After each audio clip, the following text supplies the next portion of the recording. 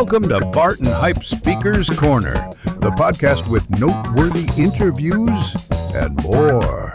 Here you'll discover what our speakers are bringing to Agile Testing Days and why they love this unique conference so much. Welcome to another episode of Bart and Huib's Speaker Corner podcast, whatever, thingy. And today we have a very special guest, Rick Tracy. Rick. Yay! Rick, first question. Maybe it's good if you introduce yourself. Is that the question? Because then I would say yes. Yes. Rick is obviously a tester. Yeah, we can tell. Of course, yes. of course. Got to challenge the requirements.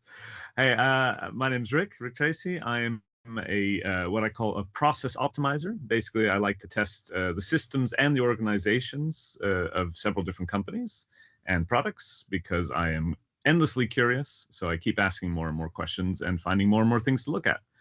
I do that for myself. I've got a small consultancy where we just go and try to help people with the problems, ask them more questions on how they want to work and get them to their goals.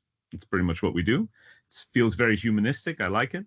I've been a tester and in the test field for, gosh, I think you could at least count it from about 2013, if not before then.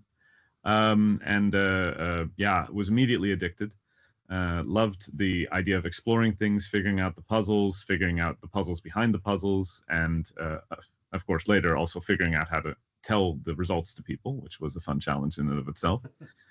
And I discovered the world of conferences not too long after I began, and ATD was one of the first, and I've been going there ever since. Wow. Okay. Before we go into ATD, I have a question for you because your email address has something like Hepalian in there or something like that. Yes, that's correct. Why? What's Hepalian? Okay, so gosh, when was it? I was a kid. It was a really long time ago. This was back when all the email addresses, everybody was coming up with all kinds of neat names and whatnot for their email. Nobody did like their name, name. That was too boring. But I kept on trying things and everybody had already taken it. I apparently was not too early of an adopter. So I took two literary characters from books that I liked and I smashed their names together, and that created Hapalion. And ever since then, that's been the name I've used for my email. It's the name of my consultancy. It's the name I use when I play video games. It's pretty much just the only one that exists in the world is mine because I made it up. Cool. Okay, So and now I'm going to be... Is it okay if we call you Rick? Yeah. But now I'm going to show my stupidity. Which two characters form Hepalian? So there's two characters from two different novels, both of which written by the same author. But one of the characters was named Haplo, and the other character was named Palin. And so Haplo, Palin, Hapalion. All right. Sure. Okay. Cool. Yeah. Sounds right. Next question. I don't know the characters. Yep. Okay. So No famous literary characters, no. No. Did you also already mention that you discovered the world of conferences quite early in ATD as one of the first? What's so special about ATD? Why do you go back every time? Because we've seen you numerous times over there. Well, one of the biggest reasons for ATD specifically is community. One of the things that I find is a huge challenge in the test world is kind of keeping up your morale. A lot of times seeing so many things around you that aren't really working the way that you might want them to, and never feeling like you have enough time to do all the things that you might want to do. It's just nice to find people who are as passionate about exploring a product as some of the developer friends that I have who are excited about making a product. And you just find those people a lot at the Agile Testing Days. People are just really passionate about the discipline itself. They don't make excuses for being a tester. They don't say, well, we can do some development too. They really are just genuinely excited about testing and testing topics. And that brings me back every year. Nice. Okay. Sounds good. So, talking about this year, you do 2 sessions. Yeah, Tell us about your talk. Sure. Yeah. One of them is a miniaturized version of a workshop called Building the Starship Tester, in where I go through and I explain what are the different elements that enable testing and what do you need to do to build that up. So it's not just a matter of being able to do the job, it's what vehicle are you in to do the job, on a fun little Star Trek-y theme. Star Trek again. Yeah, I can't get enough of that. Bart, next time, so. invite some Star Wars people, please. I'm sure we can Millennium Falcon the workshop as well. I am happy to tailor it for your company, Huib. You just let me know. So if I go to your workshop, what do I learn? Well, you'll learn about at the beginning. You'll learn a reason why a lot of tests and testing people can fail, even though they're exceptionally good testers. And what to look for on how to build things up, how to make testing easier, more accessible for people, not just testers, and also how to make every part of the testing process build into the next one. So it doesn't feel like you're doing 8 different things, but you're doing one thing that dominoes into the next. So yeah, that's the point of it. And I hope to leave people with some tips that they can use if they want to set up this workshop at their own place of work, for example. Nice. Sounds good. So the takeaway is you get to do your workshop, but then learn your colleagues. Cool. Yeah, pretty much. Yeah.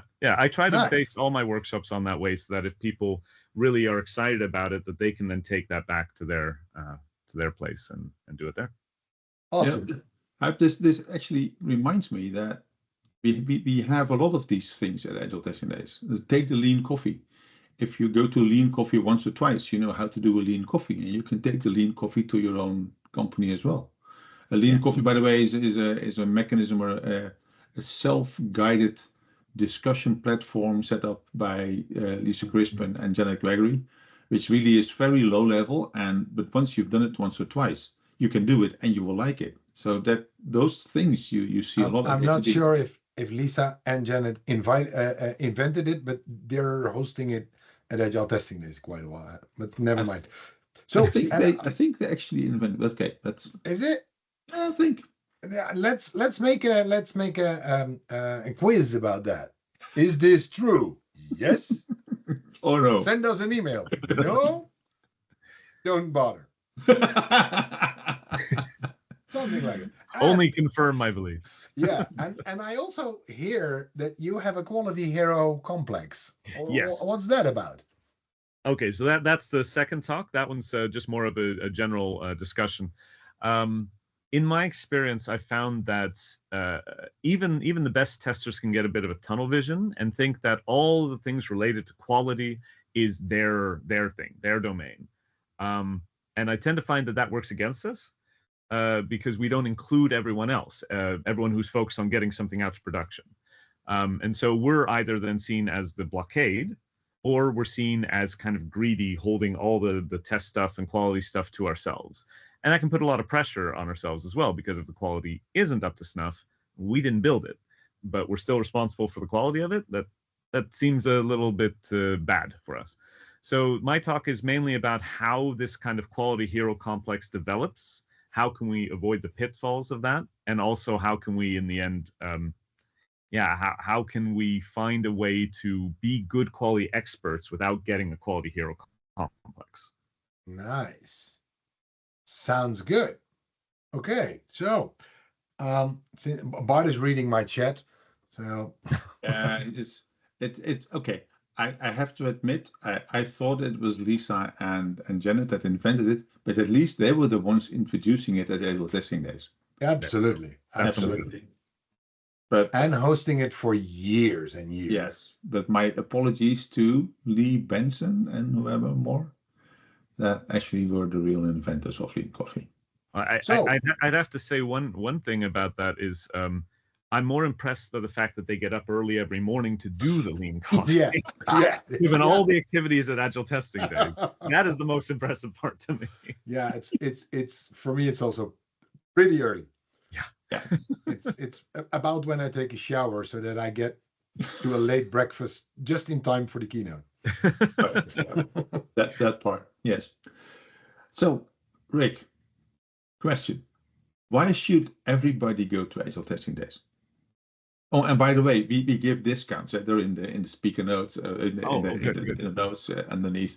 So we give the Bart and Huib discount, which is 15% off of your tickets. But why should everybody go there? I'll answer it in two parts. One, conferences in general, in my opinion, if you don't go to conferences but you do go to training sessions, you're missing a huge chance, because instead of taking a course that's based on a book by somebody who wrote it and it's watered down to the point where a trainer is giving it, you can do that for a week, or you can come to a conference for a week and meet the person who wrote the book, which to me is always just a lot better access. You get to just chat with them about it. You can talk to them one-on-one. You can learn everything about it that wasn't written in the book. Conferences are the place to do that, to meet not just the thought leaders, but also other people who are excited about it. So conferences in general, I just highly recommend that, even over any kind of training courses, even my own training courses. So, Wow. as for why Agile Testing Days specifically, that has to do with the community accessibility. As I said, you can be an expert who's been giving talks and workshops everywhere around the world, and you can be somebody who's just starting testing, and you'll still get that same access and that same excitement for testing from everybody around you. It's welcoming for newbies, it's welcoming for experts, it's a great place for people who know each other to meet up again, it's a great place for people who don't know each other to get some connections. So that's why I would recommend it. Okay. Oh, and I recognize what you're saying, so yeah. Definitely. So, Rick, what we also try to do for our audience, because podcasts can only survive by the audience, is to have some giveaways to our audience. And do you have anything to contribute, which we could, hand out as a prize to someone that actually signs up for Agile Testing Days? And Huib is giving away his speaker dinner ticket. Okay. Yeah, that's an interesting prize, right? Because then you get to meet the speakers at the first night. That is a good way to do it. I didn't really have something completely prepared for this, but I did recently purchase a new H2C printer, a 3D printer. So one thing I could offer is for somebody who wins the prize is, if there's something that you would like to have printed, I can print it for you and make it personalized and deliver it to you at the conference. Ooh, that's a nice prize. You know what springs to mind? Because actually that's what we tried to do before, but it didn't really work out, were the unicorn cufflinks. That Yeah. Bart, you can't have this prize. You are already registered. Sorry. Oh, sorry, Bart. But if I do some experimenting on those, I'll save you a copy. Awesome. Thanks, Rick. Thanks a lot for being on the podcast. Yeah, thanks for inviting me. Hope to see you again in November. And I owe you a beer because I was late for coming. No. Podcast, You were 4 minutes late. 2 beers for me, 2 beers for Rick. That'll do. Okay. That's the price I have to pay. Okay. So thanks, Rick. Thanks, Rick. Like we said, there is a discount in the notes, the podcast notes. So to get your discount, and hope to see you in Potsdam. See you in Potsdam, Rick. See you there. Bye-bye. Bye-bye.